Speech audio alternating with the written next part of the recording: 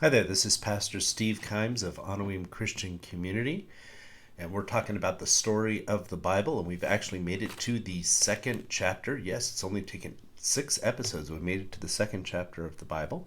It's what happens when you try to get these things down pretty quick.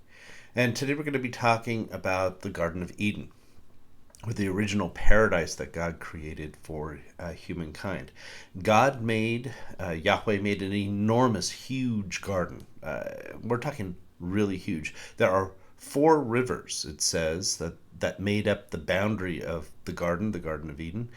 One of which is the river Tigris, another the river Euphrates, and another the river Kidron, which is in Ethiopia. If you look at a map, you're talking about that the garden actually stretches all the way from the far side of Iraq all the way to the kind of the northern part of East Africa. So that includes Egypt, that includes Israel, it includes Lebanon and Syria, and a good portion of Saudi Arabia and Iraq, a good portion of Iraq. We're talking about millions of square miles. Millions. This is a huge garden. This wasn't just like a little park, some city park that you're thinking of.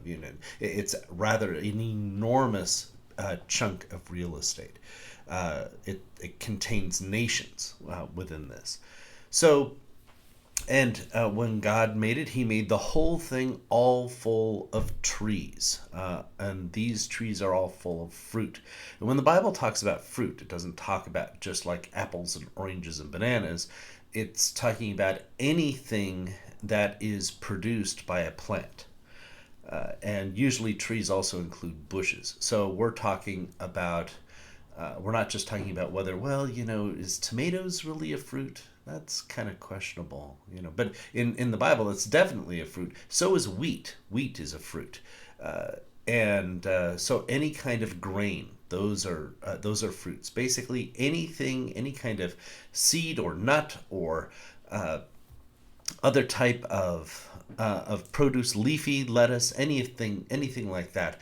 Those are all called fruits. Okay, so when we talk about that, the fruit of the original bad tree was an apple. That's just silly. There are lots of possibilities of what that fruit actually was. At least it was edible. We know that.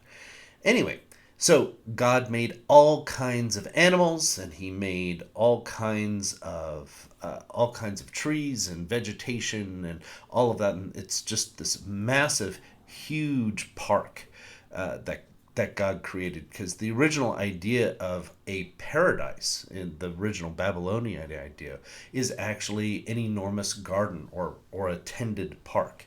And then God created human beings. It says in Genesis 2 that God created man out of the dust of the earth, which is actually interesting enough where we get the word human from, because human is similar to the word humus, which is basically dirt or soil. Even so, the word Adam is very much like the word for soil or dirt in Hebrew. And Adam actually isn't a name. It's what he is. Adam is the Hebrew word for human being. So Adam is just human being. Ooh, human being. Kind of like a Tarzan thing. Me, human being. You, Eve.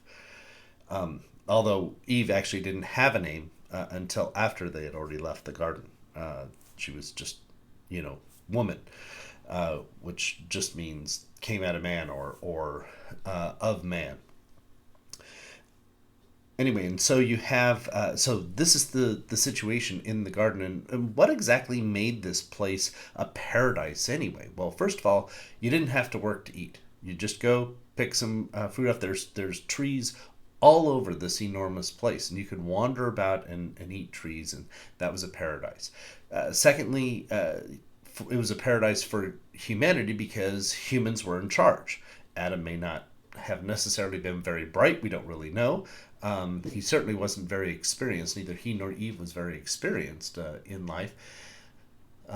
But they would wander around and they would they were in charge. They were in charge. They were taking care of the garden. They were taking care of all the fruit and the trees and making sure that, oh, wow, this tree is diseased, and they take care of that. And if an animal got hurt, they'd take care of that.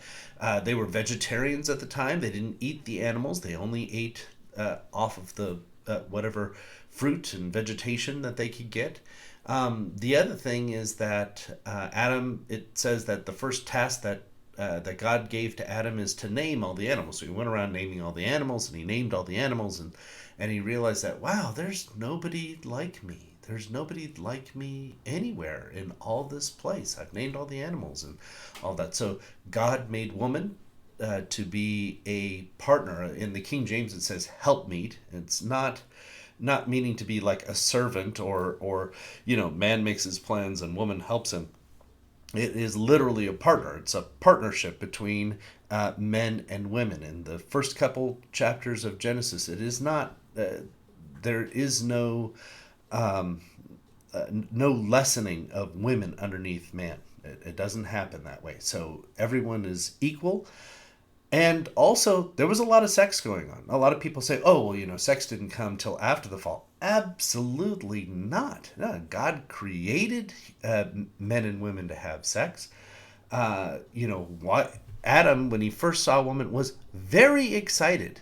The term that's used in Hebrew there shows a lot of excitement when he saw this woman. And this excitement was not just, oh, look, I have somebody just like me. No, this is it's also a sexual lust. And also right there in Genesis chapter 2, it says, a man shall leave his father and mother, be joined with his wife, and they shall become one flesh. Adam and Eve is an example of one flesh. One flesh is just a very slightly veiled reference to sex. Adam and Eve had a lot of sex in the garden. There is no doubting that. They had sex. They were enjoying themselves. And no wonder it was a paradise. You got to eat whenever you wanted to. You got to sleep whenever you wanted to. Basically had sex whenever you wanted to. Doesn't mean that Adam and Eve always saw eye to eye. But wow, that sounds pretty cool. And that was God's idea of paradise for humanity. The other thing that's an important component is that Adam and Eve. They weren't ruling the garden or being in charge of the garden by themselves. God was there every day to help them out. Oh, Adam, what problems did you have today? Well, man, this animal had hurt. I don't know what to do. And God would say, well, this is what you do. So God was always there saying, here, Adam, here's how you can work this out. So even though Adam was in charge, he always had God as kind of an older brother to help take care of him and lead him in the right way. So that's the paradise that God created for humanity. All right, and that's all for today. May the Lord bless you and keep you and give you peace.